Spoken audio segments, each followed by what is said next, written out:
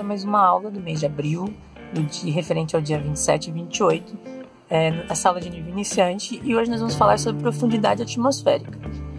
Quando nós falamos de profundidade, não tem como não falar de perspectiva. Então eu vou dar uma rápida pincelada no que é perspectiva, para que a gente entre no assunto profundidade propriamente dito. Então eu tenho aqui um esqueminha de perspectiva. E o que eu fiz aqui? Eu trabalhei na questão do ponto de fuga, e através desse ponto de fuga todas as minhas outras linhas convergiram através daí. Então, o que é perspectiva? A perspectiva é a relação entre o olhar do observador nos objetos da sua volta. Então, lembrando que o observador é sempre a pessoa que vai olhar determinada paisagem, nesse caso, determinado objeto, determinado quadro.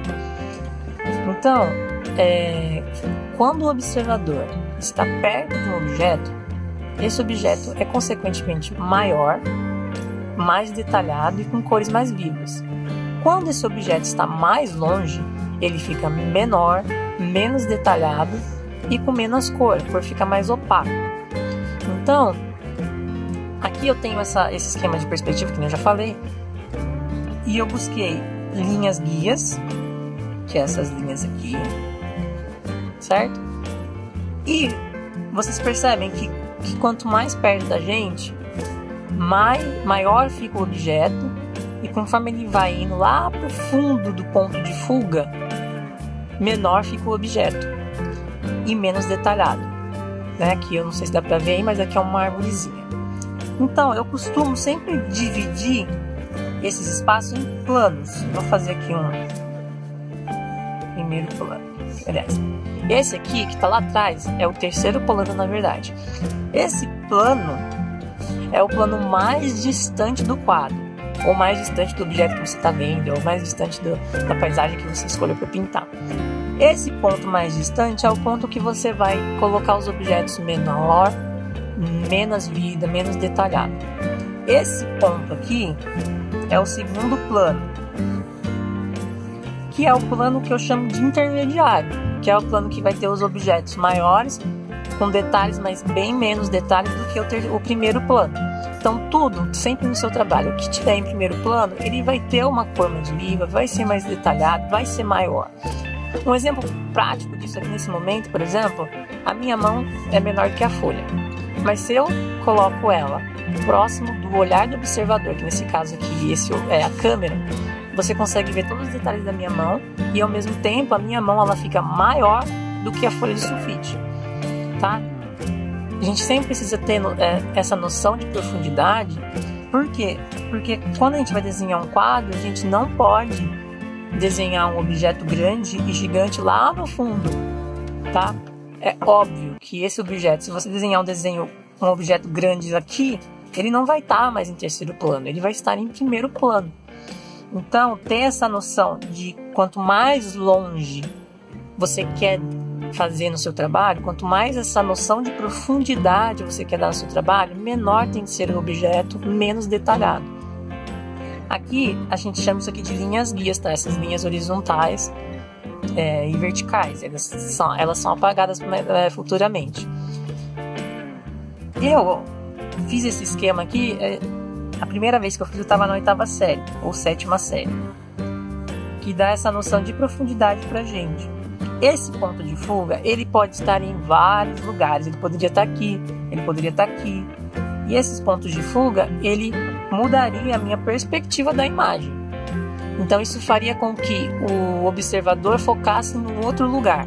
Por quê? Porque o ponto de fuga é para onde todas as linhas convergem. Então, por exemplo, aqui nós temos essa linha que vai convergir nesse ponto, temos essa linha que vai convergir nesse ponto, temos a linha do horizonte que vai convergir para esse ponto, todas as árvores convergem para esse ponto. Esse ponto de fuga que está ditando a minha imagem, aonde que eu quero que ela vá, onde que eu não quero que ela vá. Grandes mestres usavam muito disso, principalmente Rafael, se não me falha a memória, de escolher um ponto de fuga, né, para chamar toda a atenção do quadro para aquele ponto de fuga. E todos os elementos secundários, e menos importantes, ele colocava longe do ponto de fuga. Então aqui nos remete também a nossa primeira aula de composição. O ponto de fuga também ajuda para compor uma imagem, tá? Vai sempre depender daquilo que você quer passar no seu quadro, principalmente quando a gente está criando. Agora nós vamos para a aula propriamente dita, porque eu tenho que falar de perspectiva e profundidade para falar de profundidade atmosférica. Então, a profundidade atmosférica ela é causada pelo efeito que a curva terrestre tem na Terra. Então, a gente tem lá os nossos objetos que vai ficando cada vez menor conforme a gente vai ficando mais longe, ou o tamanho do lápis, que eu consigo ver até as letras dele, né, se a câmera focasse. Mas aqui, se fosse um olho humano, você conseguiria ver o que está escrito. Aqui, você já não consegue ver o que está escrito e ele, consequentemente, fica menor. Eu vou ver se eu consigo achar outros exemplos de como a perspectiva muda não só o ângulo, mas ele deforma também a imagem, tá? Ele deforma o objeto para que aquilo deformado faz sentido para a gente visualmente falando, mas no desenho, conforme a gente vai desenhar, a gente precisa desenhar deformado, então acaba ficando um pouco mais difícil. O que você quer dizer com deformado, Silas? Eu quero dizer, por exemplo, um pé maior que uma cabeça, por exemplo. Apesar do pé ser maior de cabeça de comprimento, às vezes, ele pode ser menor de largura. Então, às vezes, um pé pode ficar muito maior que uma cabeça. Então, assim, isso falando pode até soar estranho, mas tem vários exemplos de perspectivas muito legais. Eu vou ver se eu ponho umas imagens e explico para vocês, tá bom? Agora, a gente vai para o nosso exercício propriamente dito. Quando eu falo de profundidade atmosférica, eu falo da perspectiva e eu falo da profundidade propriamente dita. Mas a profundidade atmosférica está mais relacionada com a cor do objeto do que com o desenho propriamente dito. Não que todos esses elementos não precisem estarem juntos para funcionar. Então, por exemplo, eu quero dar uma noção de profundidade para o meu desenho. Vou pegar aqui o meu outro exemplo. Aqui, eu desenhei aqui montanhas, certo? E eu quero que essas montanhas, elas pareçam que essa tá na frente, essa e essas daqui estão lá no fundo. Como que eu vou fazer isso na pintura? Né? Se todos os elementos aqui são praticamente do mesmo tamanho, que está dividindo aqui é o que está em primeiro, segundo e terceiro plano. Eu vou fazer isso através da cor, da incidência do branco na cor. Então, por exemplo, eu vou começar a pintar essas daqui bem mais escuras, bem mais vivas e com detalhes. Essas daqui vai ter menos detalhes, uma cor mais clara e assim por diante até eu chegar na profundidade desejada. Então, o branco, nesse caso, ele vai servir para dar profundidade para o nosso desenho. A gente vai pegar um verde, uma cor de montanha e vai acrescentando o branco para as cores que estão mais lá no fundo. Então, para dar esse efeito de profundidade atmosférica, não só o tamanho das coisas tem que diminuir, mas como também a cor. No caso desse trabalho aqui que a gente vai pintar, o tamanho em si, ele não diminui, mas ao trocar a cor, deixar ela mais claras, que estão mais longe, mais vivas que estão na frente, já vai dar uma impressão de profundidade. E esse tipo de profundidade a gente chama de profundidade atmosférica, porque você pode até fazer um teste nesse momento se você tem uma visão do mar. Olha para as ilhas, olha para a Ilhabela nesse momento. Você vai ver que a Ilhabela está muito mais viva, muito mais verde, muito mais detalhada do que, por exemplo, o Caraguá que está lá no fundo, lá aparecendo no horizonte. Pelo menos a visão que eu tenho aqui de casa. Aí você vai ver que ela está bem mais pálida, bem mais azulada, tá? Porque ela tem essa mudança de cor e mudança de intensidade da cor. Por isso que eu passei para vocês um pouquinho sobre a saturação da cor, o brilho, porque isso ajuda também a entender aqui. Então, quanto mais intenso, mais viva a cor. Primeiro plano, planos médios, cor tom médio, plano 3, terceiro plano que eu falo, os planos mais opacos, mais sem vidas, que eles estão lá atrás, tá bom? Então, nós vamos começar o exercício propriamente dito. Vou apertar um pause aqui para eu preparar o material. Voltei, gente. Então aqui nós temos os desenhos das montanhas e nós vamos começar a preencher a primeira camada. Eu vou usar pincel chato, solvente, pano normal e as tintas brancas, azul, cobalto, verde VCE e amarelo de carne, tá bom? Eu vou ver se eu uso também o terra de siena, mas esses são os detalhes finais. No primeiro momento são só essas cores. Vou começar estar preenchendo esse primeiro plano com o verde mais claro que eu tenho, com verde puro.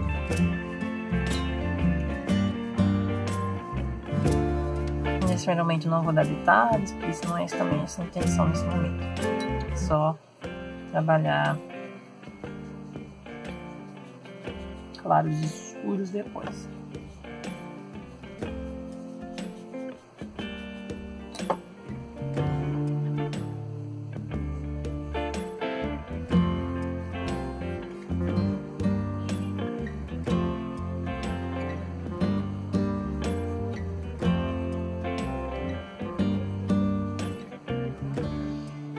Aí, eu quero que essa montanha pareça que está atrás dessa, mas essa ainda está bem perto dessa. Então, assim, ela vai ficar clara, vai ficar intensa, vai ficar um pouco intensa, mas menos do que essa.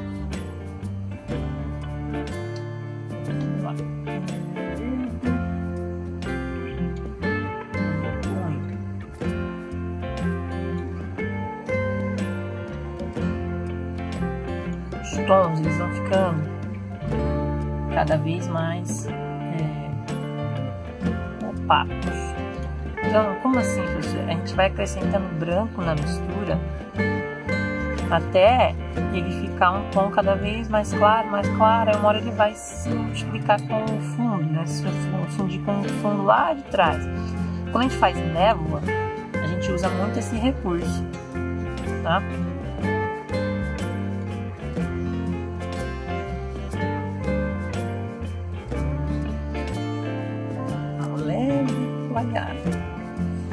E aí agora a gente vai começar a clarear um pouco.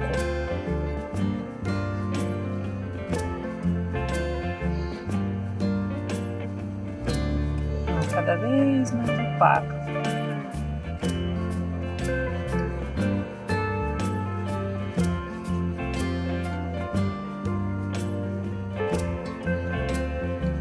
Lembrando que nesse momento a gente está só preenchendo, a gente não está trabalhando luz e sombra, tá?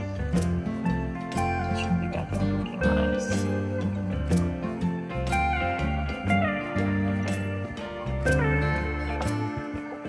E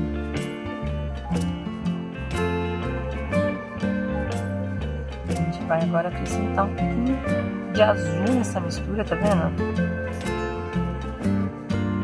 Porque ele fica lá atrás. E quanto mais longe, somente as montanhas, mais azulado, mais arroxeada ela vai se tornando, tá? E mais opaca.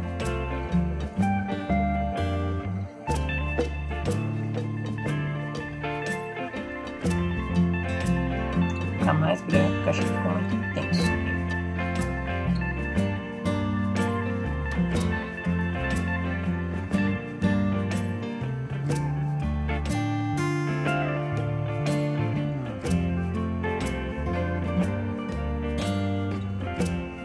Qualidade dessa montanha.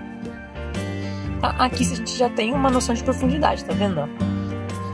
Só com cor, sem colocar necessariamente luz e sombra. Porque conforme vai ficando mais longe, mais claro vai ficando.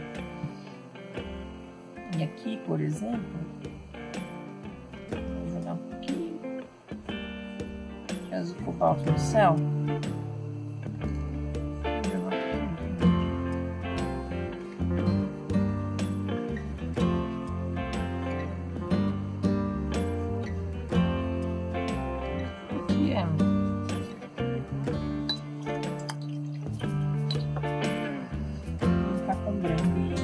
E azul nesse céu.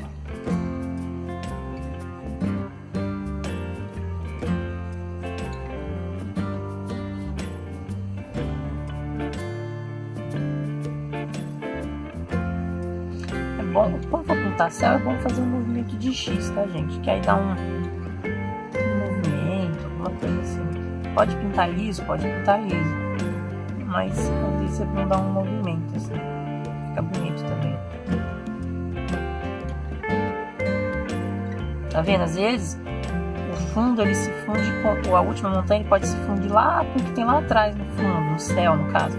Se eu quisesse fazer um efeito de névoa, eu colocaria branco invadindo, o branco puro invadindo um pouco mais esse espaço aqui da montanha. O céu e a montanha eles se fundiriam um pouco. Mas eu não vou fazer esse efeito porque ele dá um trabalho muito grande. E a intenção aqui é mostrar para vocês o efeito que tem que ter essas cores e também fazer um exercício simples para vocês fazerem, né? Não é uma coisa que tem que ser extremamente detalhada, principalmente porque vocês são nível iniciante, né? A gente vai trabalhar essas questões de forma mais simples, né? Porque vocês tiveram 2 aulas presenciais comigo e aí fica mais difícil mesmo de visualizar às vezes algumas coisas, e aí eu tô fazendo isso fazer ser uns exercícios mais simples possíveis para que vocês consigam reproduzir em casa. Não adianta também eu chegar aqui, passar um treco super difícil e vocês não souberem reproduzir, tá? Eu tô tacando um pouquinho mais de tinta branca, acho que quero dar um efeito um pouco mais claro aqui, para vocês verem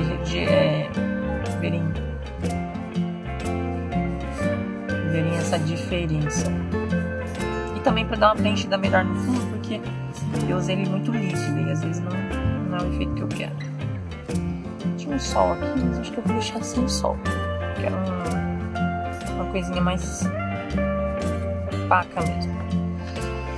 Tá vendo como só com as cores você consegue dar um efeito de profundidade? Esse efeito de profundidade que a gente fez aqui, a gente chama de profundidade atmosférica. Aqui essa está em primeiro plano. Eu poderia, por exemplo, colocar uma árvore saindo daqui, que ela estaria ainda em mais primeiro plano do que isso aqui. E aí teria ainda mais detalhes. Então, lembrando sempre da intensidade, da saturação da cor. Então, para dar um link com a aula passada, quanto mais perto, mais saturado é essas cores. Mais vivas, mais intensas, mais brilhosas. Né? Ele não fica opaco. Só para finalizar, acabou a bateria, tá, gente? Quanto mais longe, menos saturada é a cor. Então ela é mais opaca, ela tem menos brilho. Então como que eu vou fazer isso na cor? Eu vou acrescentando branco na minha mistura, tá bom? Então o branco ele vai retirando a intensidade da cor, porque lembra que branco ele não é cor, ele é a ausência da cor. Então, conforme você vai acrescentando branco, ele vai tirando a saturação até ele chegar no branco propriamente dito. Lembra do nosso exercício de degradê. Então, você vai acrescentando branco nessa mistura até ele chegar nessa cor sem brilho. E aí você vai fazendo esses exercícios aqui pra trás, tá bom? Lembrando que você pode fazer ele com qualquer tinta, tá, gente? Pode ser tinta guache, pode ser tinta óleo, pode ser tinta acrílica, se você não tiver. O que é importante é ter esse entendimento. Vamos só finalizar um pouco esse trabalho um pouco melhor. Agora eu vou trabalhar um pouquinho mais essas texturas assim, ó, porque aqui tá mais perto, aí ele é um pouquinho mais intenso. Eu posso dar mais detalhes se eu quiser, sabe? A luz tá vindo. O sol estava aqui, não está mais aqui, tá, gente? Eu não vou fazer a luzinha daqui, vou fazer a luzinha de cá, tá? Não quero mais que ele apareça ao mesmo tempo. Eu acho que tem que ter, que a luz tem que vir de lá para ficar mais completa. Reparem que eu tô fazendo para dar um efeitinho de mata, dar uma batidinha bem de leve assim, sabe? Tô usando o amarelo para clarear, para continuar vivo. Eu posso usar o branco só nas partes mais altas de luz, assim, um pontinho ou outro, tá bom, gente? Lembrem-se disso. Como eu já tenho uma base escura, eu vou jogar só a sombra mesmo, onde eu quero que fique ainda mais escuro. E aonde eu quero ficar claro, eu vou jogar só o amarelo puro assim por cima, que eu acho que é mais prático.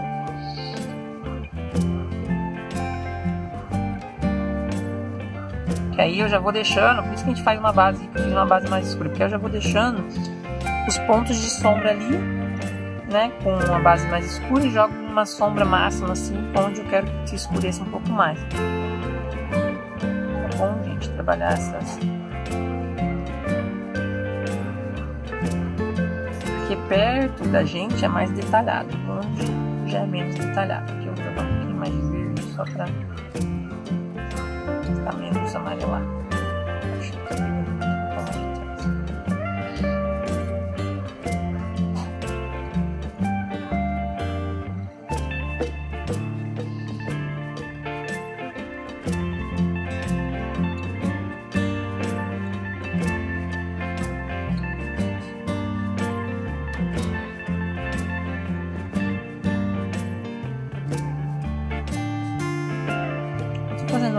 como se fosse uma montanha cheia de árvore. A gente tá vendo, na verdade nem árvore, é mais um mato, assim, né? Um matinho mais elevado. Poderia estar fazendo só assim, ó, também, ó, pra dar o efeito de mato, poderia. Mas acho que eu gosto mais de fazer assim, que eu acho que é mais prático.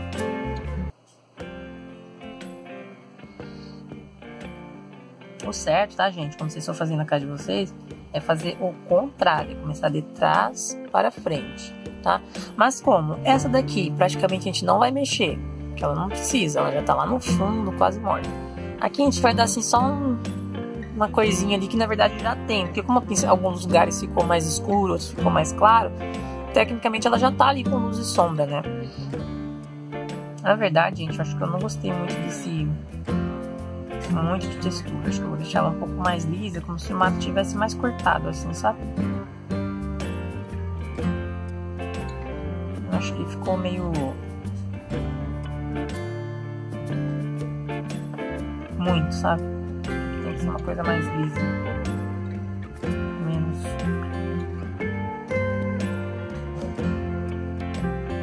A gente vai jogando uma sombra aqui. Uma sombra ali, mas... deixar essa uma textura mais lisa. Acho que eu gostei mais assim do que com muito escuro, sabe? Muito escuro, muita textura. Que fica também mais coerente. E aí aqui a gente já entrou com um pouco de branco. Esse tom, um pouquinho desse verde, um pouco de branco. Então é necessário a gente entrar com luz e sombra com um pouco de branco para não ficar tão intenso quanto aqui, tá bom? Ele não pode ficar em primeiro plano. Que essa tá em segundo plano. Na verdade aqui a gente só vai dar só uma manchada em alguns lugares para dar um efeito de luz e sombra. Escurece mais as pontas, né? Mais a parte de baixo e deixa a parte de cima um pouquinho mais clara. Não sei se eu quisesse fazer um pedaço sem mato, eu conseguiria? Sem estar verde? Conseguiria. Jogar uma terra de cena aqui no meio também daria um efeito bem legal. Só que sempre a gente tem que pensar na cor. Terra de cena também teria que ter um pouco de branco aqui, tá? E eu só vou mexer nessa, que eu acho que essa aqui ela ficou boa. Ela deu o efeito que a gente queria, né? Então não tem por que eu mexer nela. Se mexer vai ser necessário dar mais luz e mais sombra. Gente, tecnicamente a aula de hoje é isso. É vocês treinarem esse exercício de profundidade sem alterar a perspectiva, no caso assim, com a cor, porque é isso que é importante pra gente. É esse entendimento de que os objetos, além dessa questão da perspectiva de ficarem maiores, eles precisam também ser trabalhados as cores, tá? Então, quanto mais perto, mais detalhado, mais saturada, mais verde a cor. E aí, conforme vai chegando nos outros planos, ele vai ficando cada vez mais claro, mais sem vida, mais morto, ó. E aí, como a gente faz isso? Acrescentando o branco à cor. Quanto mais branco, mais efeito de profundidade atmosférica ele traz para o trabalho. A aula de hoje foi isso. Eu espero que vocês tenham entendido a proposta, entendido o trabalho, tá bom? E eu espero que vocês também tenham entendido essa questão da profundidade atmosférica, porque é uma coisa que ela é fácil de entender, mas difícil de ser aplicado, porque você precisa dosar muito bem as cores, saber a mistura de cor, por isso que eu peço para fazer aquele degradê, saber também controlar o pincel, por isso que eu peço para fazer aqueles exercícios de luz e sombra com cor, porque você vai treinando não só a questão de cor em si, mas também as pinceladas. Eu espero que vocês tenham entendido. Mais uma vez, eu vou repetir, façam os exercícios, me mandem no grupo, tirem dúvidas, tá bom? Para não ficar só essa coisa de eu passar para vocês e vocês não me retornar. É importante para mim saber o que vocês têm gostado e o que vocês não têm gostado, tá bom, gente? Mais uma vez eu lembro vocês que eu vou levar todos esses exercícios para a aula. Então, qualquer dúvida, qualquer coisa, se vocês quiserem ver esse trabalho melhor, eu levo para vocês na sala de aula quando a gente tiver uma aula presencial novamente. Desde já agradeço a atenção de todos e muito obrigado por assistirem até aqui. Tchau, tchau, gente. Até a próxima.